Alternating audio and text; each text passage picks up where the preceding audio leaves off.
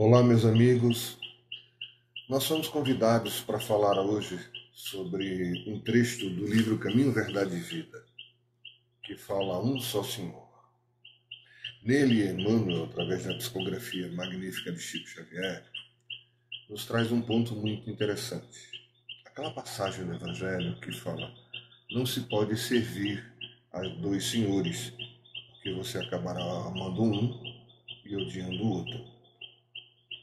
Nessa passagem muito interessante do Evangelho, Jesus nos alertava que nós precisamos prestar atenção a quem nós realmente servimos. O que isso significa?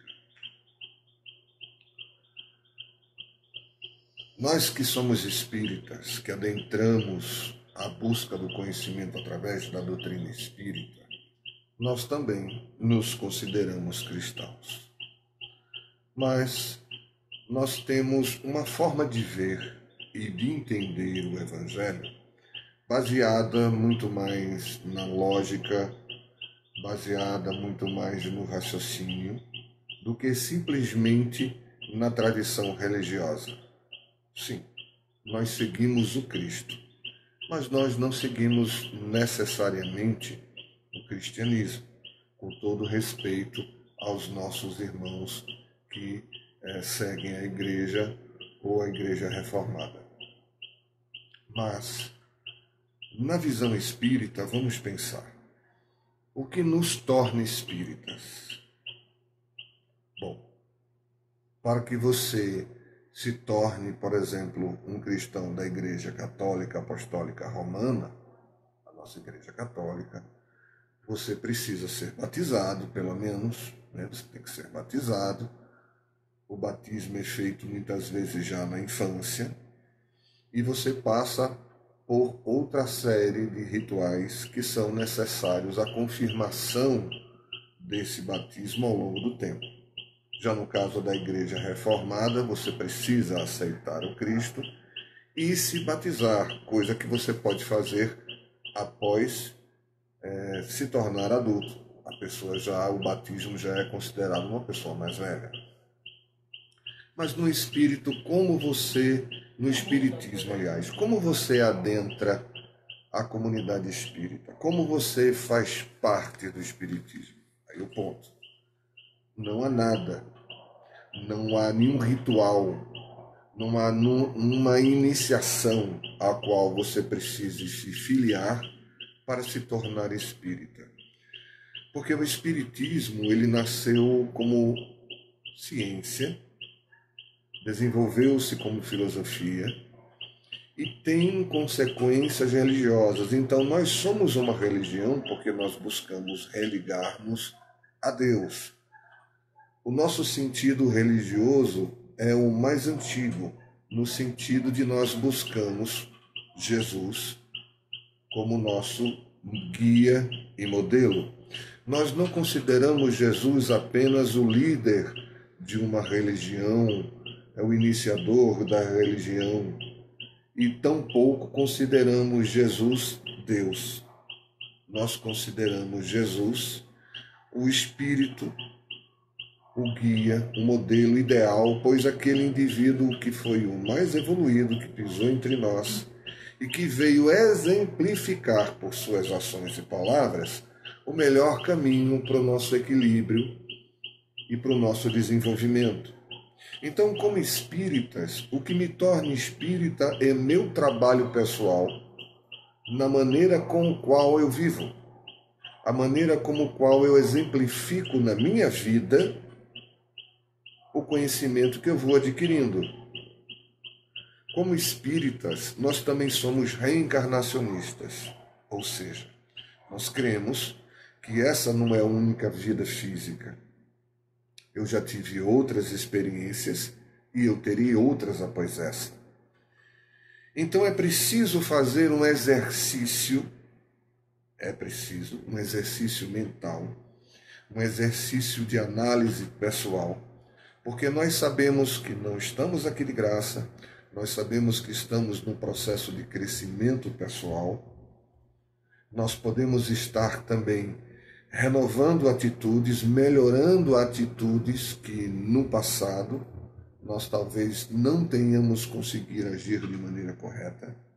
Então, todas essas experiências somam para o nosso progresso. Só que a presente reencarnação, é temporária. A nossa vida é contínua. Como espíritos, nós não vamos morrer. Até nós usamos um termo um pouco diferente quando nos referimos à morte. Nós dizemos que nós desencarnamos, ou seja, abandonamos o corpo, porque espírito nós já somos. Nós já somos esse indivíduo que tem começo, mas não tem fim. Fomos criados, mas o nosso destino é evoluir em direção a Deus. Então é um caminho que, na nossa insignificância, a gente não tem uma ideia de como chegar, de como imaginar esse final. Então é um processo de caminhada e de crescimento constante. Jesus, para nós, então, é um irmão mais velho, é nosso melhor representante desse exemplo, que veio pessoalmente nos dar essa ideia. Se nós seguirmos o Evangelho de Jesus, crendo em Deus, acreditando não somente porque alguém nos falou, mas principalmente porque nós utilizamos o nosso raciocínio, nós utilizamos a nossa lógica para chegar na conclusão através do estudo e do conhecimento e na certeza da existência de Deus, que a nossa fé deve ser raciocinada. Então, nós temos aí de mão, nas nossas mãos, a oportunidade do nosso crescimento. Mas nos alertava Jesus que é preciso fazer essa reflexão de que essa reencarnação é temporária. Ou seja, tudo que nós estamos vivenciando aqui, materialmente falando, fica aqui. São as experiências, é o nosso crescimento, são as relações interpessoais, os nossos amores, as nossas conquistas pessoais de crescimento intelectual e moral, que nos acompanham após o fim do corpo físico. Aí sim, nós continuamos do lado de lá, o que estejamos fazendo aqui e agora, dentro do nosso crescimento e da nossa forma de pensar adquirida. Nós nunca deixamos de ser nós mesmos, nós não perdemos a nossa individualidade. E nos alertava Jesus que tivéssemos cuidado para não eleger dois senhores, ou seja, tivéssemos cuidado de compreender que nesse processo nós precisamos entender que essas dores, dificuldades, mesmo as conquistas materiais, são pontuais, são momentos que nós estamos passando e precisamos aprender com eles, não nos apegar a ele. O espírita, por exemplo, não vê nenhum problema em ser rico ou ter dinheiro, ou você ter uma vida confortável.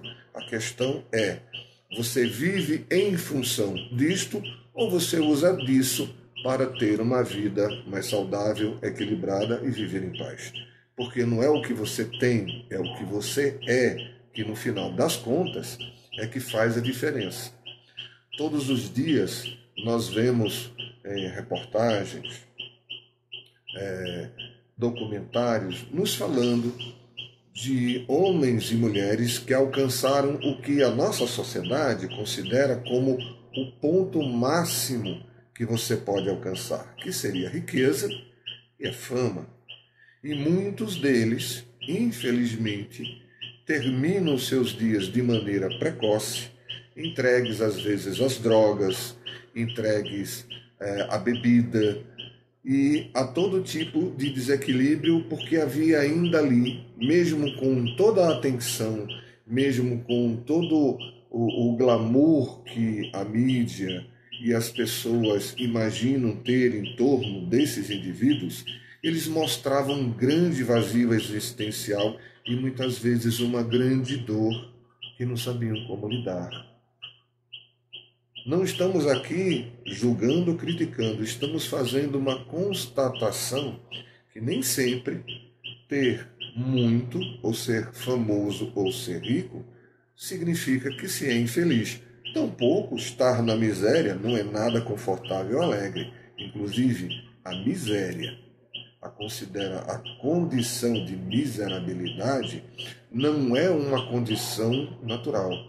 É uma condição que nós chegamos pela falta de amor ao próximo. Porque se tem alguém passando fome, é porque tem alguém que não dá algo para ele comer. Então nós podemos ajudar os nossos irmãos, exercitar o nosso amor ao próximo. Aí alguém vai dizer, mas não só dê algo para ele comer, ajude-o a melhorar. Justo, ajudá-lo a sair daquela condição, ajudá-lo a se equilibrar, oferecer talvez um emprego, uma oportunidade de aumentar seu conhecimento, sair da situação de risco em que ele se encontra, é papel da sociedade, de todos os homens. Então é preciso que a gente veja qual o nosso papel. Em que ponto estou na minha vida? Muitos de nós procuram a doutrina espírita ainda nessa divisão, sem saber exatamente qual o seu senhor. Se eu ainda estou profundamente apegado às coisas materiais, ou se eu estou realmente consciente de que são apenas instrumentos necessários ao meu processo evolutivo. É muito comum. E não é fácil se livrar dessa ilusão se você não exercitar isso na sua vida, nos seus valores. Porque somente experimentando, vivenciando, é que a gente descobre se realmente temos condição. É muito fácil falar de boca, né? Apenas pôr nos lábios palavras bonitas. Mas lidar com a dificuldade, lidar com o sofrimento, lidar mesmo com o sucesso e a riqueza, são desafios que nós estamos aqui para aprender. E Jesus nos falava isso. Então muitos de nós ainda procuram o Espiritismo, muitas vezes com uma ideia de que os Espíritos eles vão fazer para conosco uma forma de troca. Bom, se eu estudar, se eu me dedicar a esse conhecimento, talvez eu consiga resolver meus problemas. Quem sabe os espíritos não vão dar um jeitinho de me ajudar. Olha, Deus, na sua infinita misericórdia, nos ajuda todos os dias. E os espíritos que nos acompanham, aqueles que já estão numa condição de entendimento igual ou superior à nossa, muitas vezes se desvelam, eles se preocupam conosco, buscam nos ajudar, mas eles nunca farão por nós aquilo que nós devemos fazer. Eles podem nos inspirar, eles podem conversar conosco durante o sono, nos alertar da necessidade de esforço, de paciência diante da dificuldade, mas ele nunca vai passar pelo problema por nossa conta. Isso depende de nós. Auxílio, sim, nós temos, com certeza, dos bons espíritos, de Deus através da sua infinita bondade e a providência divina, somos nós. Por exemplo, nessa situação terrível em que nossos irmãos do Rio Grande do Sul passam um momento de grande sofrimento, muitos de nós se tornaram instrumentos da providência divina. Não importa a sua condição social, não importa se eles são ricos ou são pobres, não importa de que religião eles estão, que religião eles têm, de que religião é a pessoa que está sendo atendida. A única coisa que importa é levar a solidariedade e amor ao nosso próximo. Então é preciso a gente tirar essa ideia de que há de haver uma troca. Se eu crer em Deus, então todas as coisas vão dar certo. Tudo vai ser fácil. Minha vida vai mudar do zero e tudo vai estar bem. Você está confundindo os dois senhores. Você está levando em conta que Deus tem por obrigação lhe dar uma situação de vida que você acha adequada. Mas pense. Um pai fará tudo o que o seu filho quer sem levar em conta a sua necessidade de crescimento pessoal? E o mais importante, um pai que tem muitos filhos sabe que muitas vezes o jeito de lidar com um não resolve o jeito de lidar com o outro. porque nós somos indivíduos diferentes. Você acha que Deus é menos do que um homem e ele não vai compreender que todos nós temos o nosso grau e nossa necessidade de conhecimento. Então nós podemos nos desenvolver, nós podemos crescer intelecto, moral, nós podemos nos desenvolver materialmente falando, desde que isso parta do nosso esforço e da nossa compreensão que há de haver um fim útil para o nosso crescimento. Me lembro de uma história interessante. Na época em que fazer a nossa declaração de imposto de renda era feita naqueles camalhaços de papel, né, em grandes números de papéis. Aí você, numa dessas circunstâncias, um agente fiscal identificou numa das declarações um desabafo de um pai. Ele dizendo que na parte em que ele declarava seus inúmeros bens, seus carros, seu barco, casa na praia, vários imóveis, ele dizia que ele faria tudo para trocar todos aqueles bens declarados nessa parte pela parte em que ele declarava não ter mais dependentes. Porque os seus 2 filhos, aos quais ele não conseguiu dar atenção, ele não acompanhou a sua evolução, ele não acompanhou o seu crescimento, não esteve ao seu lado nos momentos de grande dificuldade. E quando ele se deu conta de que todo aquele seu esforço para dar um barco para passear com a família, para ter uma casa na praia para estar com a família, ele nunca esteve. Porque ele estava tão ocupado adquirindo bens e adquirindo meios para conseguir esses bens, que ele não conseguiu dar atenção à família. Então, com surpresa, ele percebeu que o seu filho mais velho havia se deixado levar pelas drogas e cometeu suicídio. A sua filha mais nova acabou se afastando de casa, envolveu-se com pessoas que a levaram a cometer atos ilícitos e ela acabou presa numa situação complicada. Aí nós vemos a dor de um pai que descobre que, com um sentimento sincero de querer fazer o melhor, ele esqueceu um outro ponto, de que é viver o convívio, estarmos juntos, crescermos juntos. As coisas materiais são importantes porque nós precisamos delas para viver, faz parte. O problema é para quem nós estamos orando. Nós estamos orando a Deus para o nosso crescimento, pedindo-lhe ajuda para termos forças, coragem para enfrentar as nossas dificuldades, ou nós estamos ainda presos à ideia de que nós precisamos ter para fazer. Se eu não tiver dinheiro, eu não posso fazer caridade. Se eu não tiver bens, eu não posso ajudar o meu próximo. Eu brinco muito com os amigos, né? Eu não sei dirigir, eu não gosto de dirigir e não possuo veículo. Então eu brinco muito com meus amigos nas casas espíritas, dizendo que existe um tipo de médium que eu amo de coração, que é o médium de transporte. Aquela pessoa que tem um veículo por necessidade, por conveniência, muitas vezes, pode ter um ato de amor muito grande, porque aquela outra pessoa que está sentada ao lado dele naquele trabalho, ou que precisa fazer um tratamento na casa espírita, às vezes mora tão longe, precisa se deslocar, pegar mais de um ônibus, ou tem dificuldade, quer ajudar, quer ser um tarefeiro na casa espírita e não consegue, por causa da distância, por causa da dificuldade de transporte.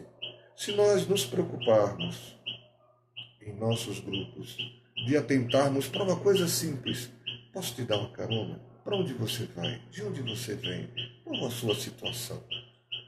Nós podemos fazer tanto pela evolução de uma pessoa que quer ajudar, quer começar o seu processo de crescimento e às vezes não consegue pela dificuldade material. Se nós temos, mesmo que seja pouco, Usemos esse pouco para ajudar quem não tem.